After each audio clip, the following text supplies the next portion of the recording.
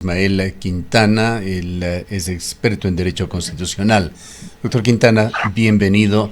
Nuevamente hay una presencia mediática de la vicepresidenta de la República, quien en declaraciones para el diario La Hora, que han trascendido ya incluso a la prensa internacional, señala de que hay un proceso que estaría iniciándose o por iniciarse ante el Tribunal Contencioso Electoral. Quisiéramos su análisis jurídico de qué es lo que puede pasar con la vicepresidenta de la República, qué rango de acción tiene el presidente para actuar sobre ella y su destino como vicepresidenta y además cuáles son los errores que no debería cometer la vicepresidenta Verónica Abad para dar motivos o justificaciones. Bueno, buenos días, don Gustavo. Un abrazo para usted, por supuesto, para quienes también se encuentran en cabina, Rosana, y por supuesto para quienes nos están mirando y escuchando a través de Antena 1. Bueno, la cosa no queda clara, es decir, yo he podido en algo escuchar, leer también las declaraciones de la vicepresidenta Abad en torno a que ella aseguraba que ya hay en marcha un proceso en el Tribunal Contencioso Electoral que buscaría sacarla del camino, ¿no? Que siempre ha venido siendo su constante señalamiento respecto al presidente Noboa. Es decir, que buscarían alejarla de la vicepresidencia porque, claro, el presidente Noboa no ha dejado oculta su intención de correr por una elección para un periodo completo el siguiente año.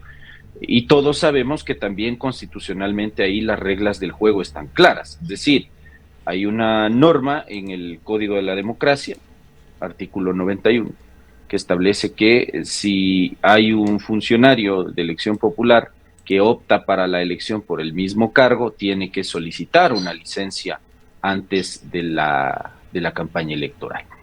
Y ahí es donde el presidente Noboa quizá ha visto un riesgo, toda vez que hay una distancia evidente, una muy mala relación entre ambos, de entregarle, y ahí viene la segunda norma, usted lo ha leído, el artículo 149, el artículo 150 de la Constitución, que establecen con claridad cuáles son los mecanismos de subrogación en los casos de ausencia temporal o definitiva del vicepresidente y también del presidente de la República. Sabemos además de sobra que si el presidente de la República, conforme el artículo 146 de la Constitución, se ausenta temporalmente del cargo, que sería el evento en el cual él deba, por disposición legal, solicitar una licencia para hacer campaña por su eventual candidatura a la presidencia, la que debería ocupar el cargo presidencial por sucesión, por subrogación, en caso de ausencia temporal, es la vicepresidente Verónica Abad. En eso no hay ninguna discusión. Ahora, no me queda claro cuál sería el mecanismo a través del cual,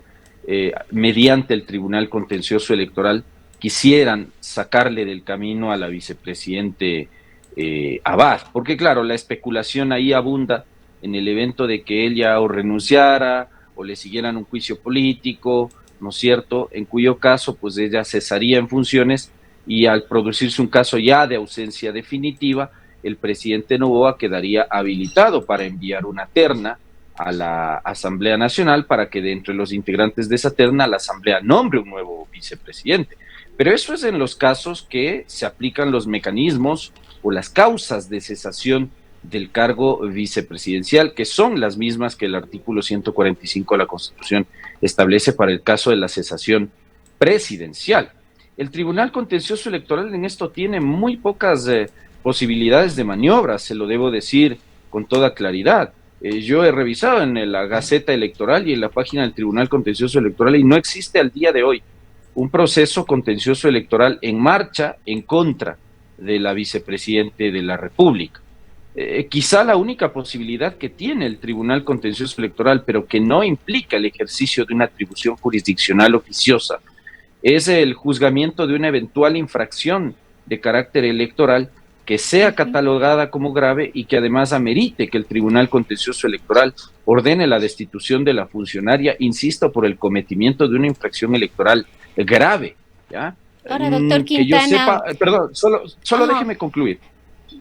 Que yo sepa, la vicepresidente hasta aquí no ha cometido infracción electoral alguna que amerite la actuación del Tribunal Contencioso Electoral. Y le vuelvo a aclarar, con esto concluyo, perdón que me extienda, para que el Tribunal Contencioso Electoral juzgue el cometimiento de una infracción, como hemos visto en casos anteriores, Jorge Yunda, Pavel Muñoz y otros, se requiere la presentación de una denuncia por el cometimiento de infracción ante el Tribunal Contencioso Electoral. Así que hasta aquí lo que tenemos pues son básicamente especulaciones por parte de la vicepresidente de la República. Ahora, doctor Quintana, lo que dice Verónica Abad, le escuchamos en esta entrevista a La Hora, es que se buscaría su destitución por incumplimiento de funciones. Incluso ella dice, sí, como no logré la firma de la paz entre Israel y Gaza, van a ir por ahí. Por incumplimiento de funciones, ¿tiene alguna competencia el contencioso electoral? Desde ningún punto de vista, Roxana, si usted revisa el artículo 221 de la Constitución, están claramente determinadas las competencias que tiene el Tribunal Contencioso Electoral, básicamente el juzgamiento de recursos contencioso electorales como el recurso de queja, el recurso subjetivo contencioso electoral, que se da frente a actos o decisiones que emanan de los órganos mismos de la función electoral. No tendría nada que ver ahí el tema de la vicepresidenta de la República. ¿Qué más es de competencia del contencioso electoral? Los asuntos internos, las disputas internas de las organizaciones políticas las resuelve finalmente el Tribunal Contencioso Electoral. Y finalmente, el cometimiento de infracciones electorales que están claramente tipificadas en el Código de la Democracia.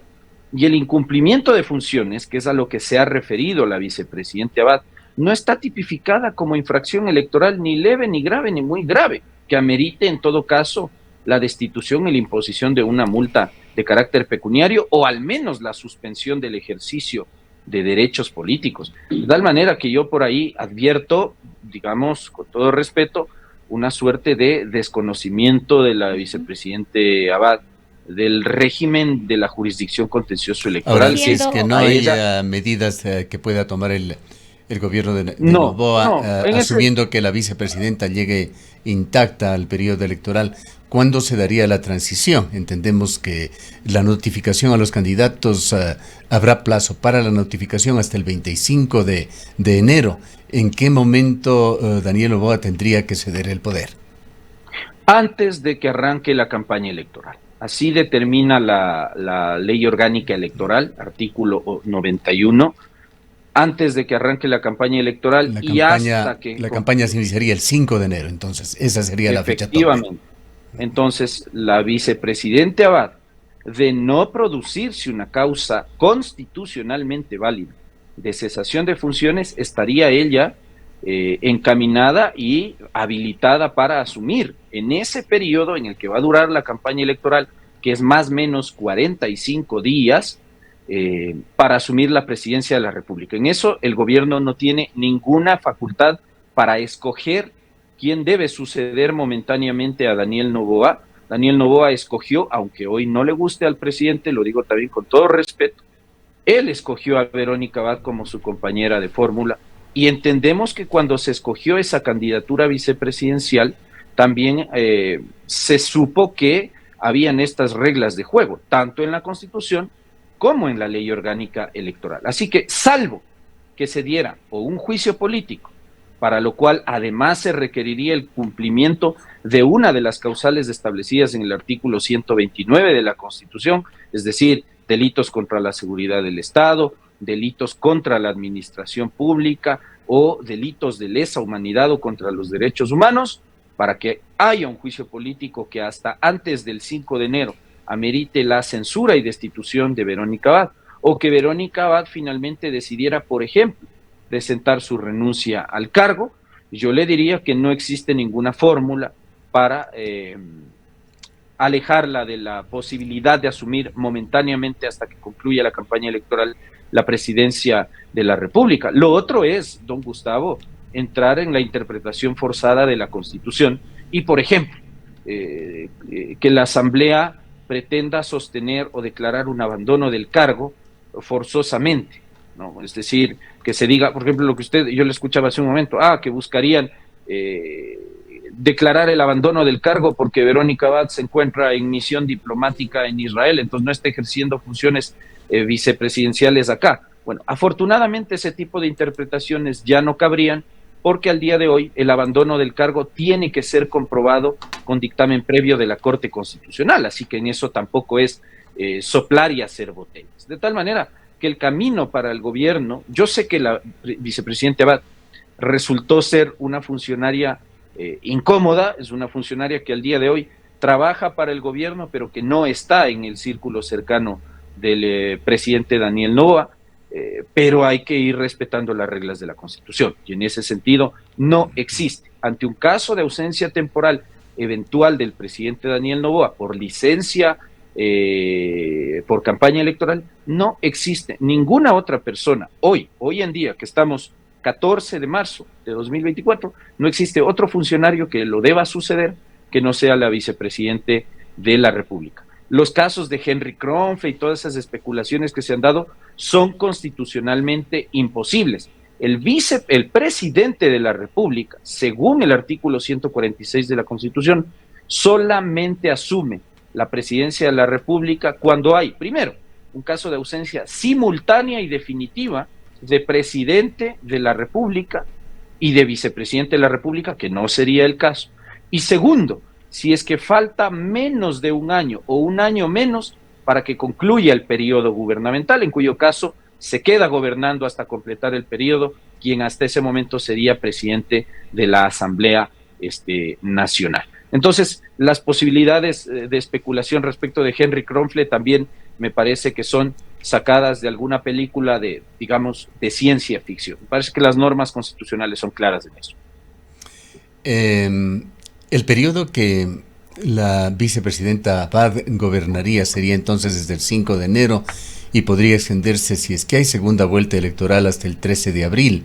Esto es algo más de 3 meses. La pregunta que quisiera hacerle, aunque la respuesta es bastante obvia, pero estamos tratando de sacar cualquier duda de por medio, si es que Verónica Abad tendría algún tipo de restricción en su calidad de encargada del poder, como para reorganizar el gobierno, cambiar ministros, o tomar algún tipo de decisiones de carácter político o económico. No tendría ninguna restricción. Si usted me pregunta a mí, no hay ninguna norma en la Constitución ni en el Estatuto del Régimen Jurídico Administrativo de la Función Ejecutiva que establezca que en estos casos quien subroga al presidente, que sería su vicepresidente, tiene que seguir su misma línea o tiene que mantener su mismo equipo ministerial. Es decir, en esos casos, en el evento que Verónica Abad asumiera transitoria temporalmente, que ya prácticamente sería para acabar el periodo, este periodo tan corto de gobierno de Daniel Noboa, porque el 24 de mayo, si Dios da vida y salud, del siguiente año deberíamos tener un nuevo presidente de la República para un periodo de 4 años completo. Ahora, en ese tiempo que usted me dice, ¿no es cierto? Claro, más o menos desde enero hasta mediados, fines de abril, que estaría eventualmente en ese escenario gobernando Verónica Abad, ella asume todas las facultades del artículo 147 de la Constitución. Es decir, ella pasa a asumir la administración del gobierno y como tal puede nombrar y remover libremente sus ministros de Estado, dirige la política internacional, dirige la política económica, la política monetaria, la política tributaria, todo lo que tenga que ver con las atribuciones que la Constitución le entrega al jefe del Estado serían asumidas por subrogación por parte de Verónica Abad, así que en ese sentido no hay ninguna restricción. Ahora, entendemos que políticamente cuando hay cohesión en un gobierno, el vicepresidente que asume las funciones de presidente debería continuar con la misma línea política, económica, etcétera, de quien ejerce el mando de la nación de manera titular. Pero dadas las condiciones que hoy tenemos en este muy sui generis binomio presidencial, pues evidentemente yo creo que Verónica Abad llegaría ahí y lo primero que haría sería nombrar ministros que sean de su confianza. Tendría que ver si un vicepresidente asumiría el presidente de la Asamblea Nacional. A ver, en ese caso hay una ausencia temporal de la vicepresidencia que ha asumido la presidencia de la República en cuyo caso no se necesitaría enviar una terna, porque no es un caso de ausencia definitiva, sino temporal, y lo que tendría que hacer Verónica Abad es, de entre el gabinete ministerial, nombrar a un ministro que la suceda a ella misma, que en ese caso ha asumido la presidencia de la República y por lo tanto ha dejado vacante temporalmente la vicepresidencia.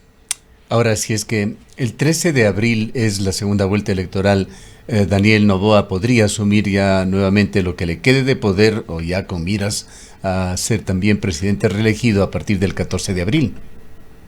Sí, efectivamente, concluye la campaña electoral, se termina la obligación de mantenerse en licencia, y ya no habría necesidad de que Verónica Abad siga como presidente de la República subrogante, asumiría o retomaría el cargo el presidente Daniel Noboa, ella vuelve a la vicepresidencia y pues hasta completar el periodo de transición que se daría hasta el 24 de mayo, es decir, le quedaría un mes o mes y medio a Daniel Noboa para culminar su gestión, y si es que él fuera electo, pues volver a asumir el cargo ya para un periodo completo. Si no resulta electo, pues para entregar el mando de la nación a su sucesor.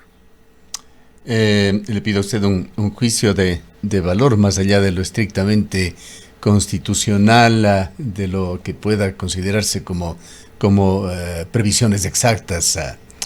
¿Tiene razones suficientes Daniel Noboa como para temer ese periodo de transición con el gobierno, la presidencia de la República, en manos de Verónica Abad, considerando que él va a estar justamente en campaña electoral pidiendo el voto de los ecuatorianos? A ver, yo pienso, esto ya es una cuestión muy, muy personal, pese a que esto yo lo sostuve incluso a inicios del gobierno. Yo creo que esta disputa entre los dos no le hace bien al país. Es decir, ya este país, en este año, que además es un año preelectoral, está lo suficientemente caotizado como para que los dos líderes de la nación estén enfrentados. A mí me parece pero también me parece que es un punto, que pasaron un punto de no retorno. Sí, no es factible pensar en una reconciliación a estas alturas. Yo le estoy hablando del deber ser, y el deber ser sería que dos políticos que, aunque son jóvenes, actúen con madurez, se sienten a conversar, limen asperezas, porque hasta aquí ni ustedes, ni quienes nos están escuchando con paciencia y gentileza, ni yo conocemos cuál ha sido la razón del distanciamiento. Solo sabemos que hay un distanciamiento. Sabemos que Daniel Noboa no confía en la vicepresidente Abad y por eso la ha mandado lejos, y sabemos que la vicepresidente Abad se siente incómoda también dentro del gobierno, razón por la cual yo no entiendo por qué hasta este momento no ha renunciado al cargo, si es que no se siente parte del gobierno, ¿no es cierto? Ahora, eso ya, usted lo ha dicho muy bien, no es posible. Pues me parece a mí también que hemos ido a un punto de no retorno, donde las relaciones personales entre los dos mandatarios son francamente insostenibles. Entonces, por esa razón, yo creo que desde el gobierno se intentará, con alguna interpretación forzada, con la cual yo discreparé, por supuesto, si es que eso llega a darse, ojalá que no ocurra, para efectos de evitar que Verónica Abad asuma la presidencia de la República. El problema es que más allá de lo que desee Daniel Noboa y su equipo de gobierno, está la Constitución, y entiendo que uno de los deberes que él sabe que tiene que realizar es cumplir y hacer cumplir la Constitución. Y me parece que también para él esto es una lección aprendida. Es decir, no apresurarse en escoger a quien sea como su fórmula, su compañera, o en este caso tiene que ser compañera de fórmula, saber escoger bien a alguien que sea afín a sus pensamientos, a su línea ideológica, a su visión de país, y alguien que le sea leal.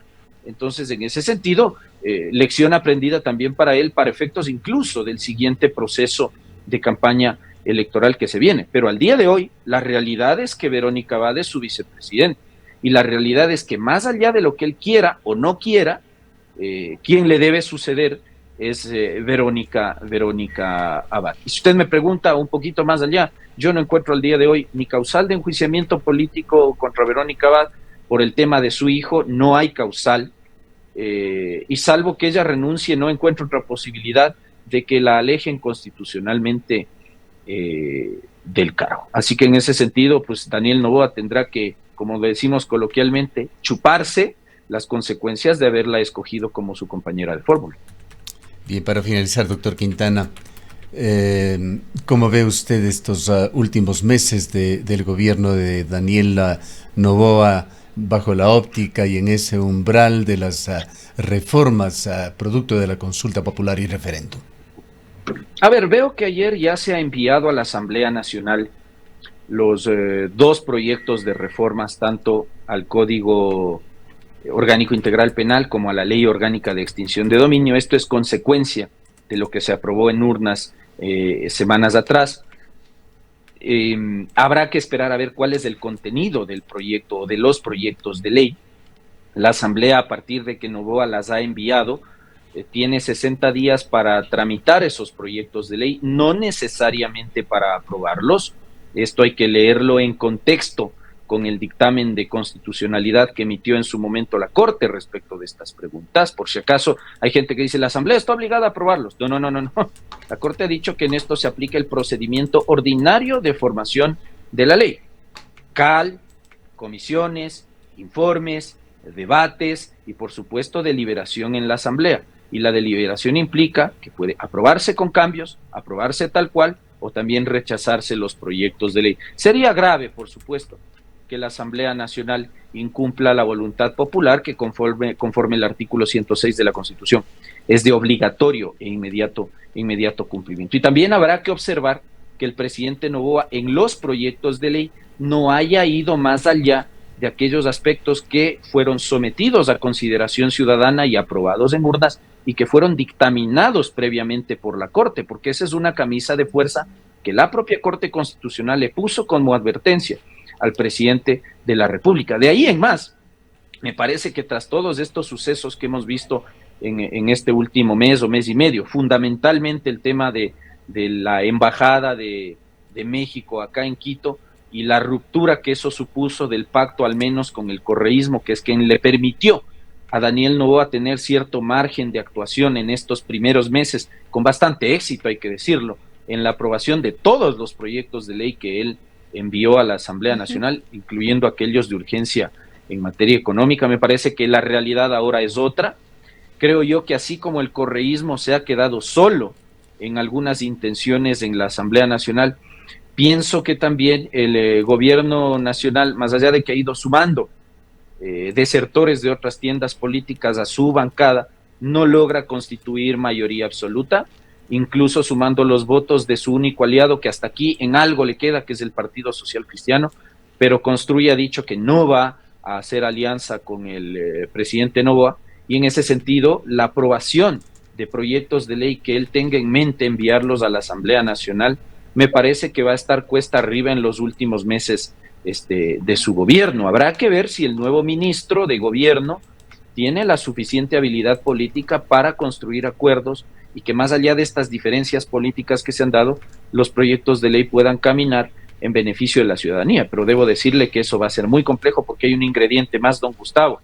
Se acercan elecciones y cada organización política querrá empezar a perfilar a su candidato y tendrán que empezar a tomar partido y posición política respecto de las correctas o de las incorrectas decisiones del gobierno. Y otra cosa que marca también, me parece, un punto de inflexión en esto es el escándalo de la semana anterior en lo relativo a este proyecto inmobiliario que habría recibido una autorización ambiental flash express por parte de la actual ministra del Ambiente a una empresa que ya se conoce por información de la Super de Compañías, le pertenece en su totalidad prácticamente a la esposa del presidente Noboa. Entonces, ese tipo de errores me parece que le van a pasar una factura política muy alta al presidente. Ahora, doctor Quintana, quizá estamos sobre el tiempo de una manera muy concreta. No quisiera yo cerrar este diálogo sin una lectura, algún criterio suyo respecto de lo ocurrido el día de ayer en la Comisión de Fiscalización de la Asamblea Nacional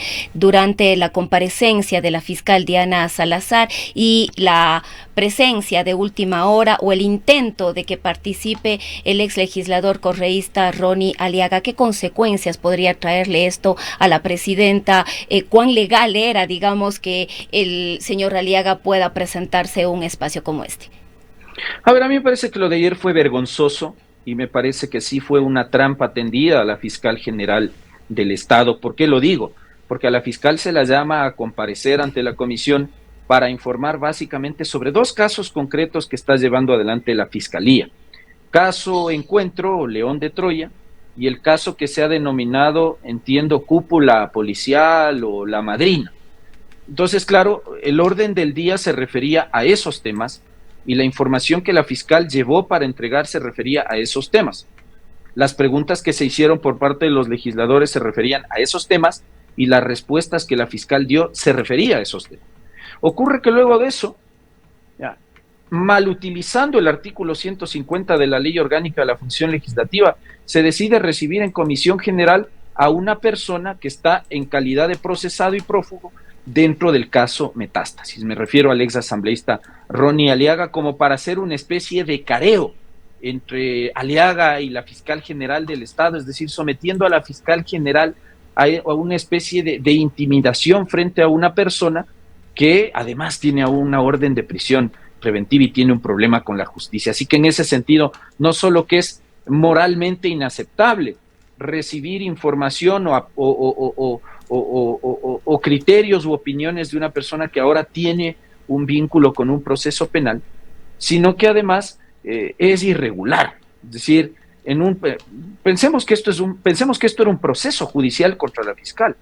¿Pretendían acaso sorprenderla, valga la redundancia, con prueba sorpresa? Eso es incluso violatorio del debido proceso. De tal manera que en ese sentido yo sí estoy de acuerdo en que la fiscal se haya retirado ayer de la sesión plenaria de la comisión. No había ninguna razón para que se tope un tema ajeno al orden del día con una persona que además cuya comparecencia no estaba prevista en el orden del día y que al parecer solamente fue una cuestión decidida por la presidenta de la comisión, porque además no solamente que se retiró la fiscal, Roxana, se retiraron el resto de integrantes de la comisión, quienes aducen no haber conocido de la petición de comparecencia formulada por el presidente Aliaga. Ahora, habrá que discutir si es que eso ha supuesto el cometimiento de este posible presunto delito tipificado en el 272 del Código Orgánico Integral Penal relativo al fraude procesal, es decir, a una de las modalidades de fraude procesal,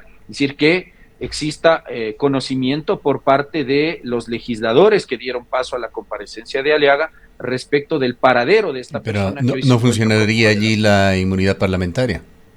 Entraremos en esa discusión. A mí me parece que en ese evento, al tratarse de un asunto que es ajeno a la actividad de un asambleísta, no hay inmunidad parlamentaria si es que la Fiscalía decidiera procesar penalmente a la asambleísta Pamela Aguirre, pero si es que hubiese acaso el tema de una inmunidad parlamentaria, el procedimiento está claro.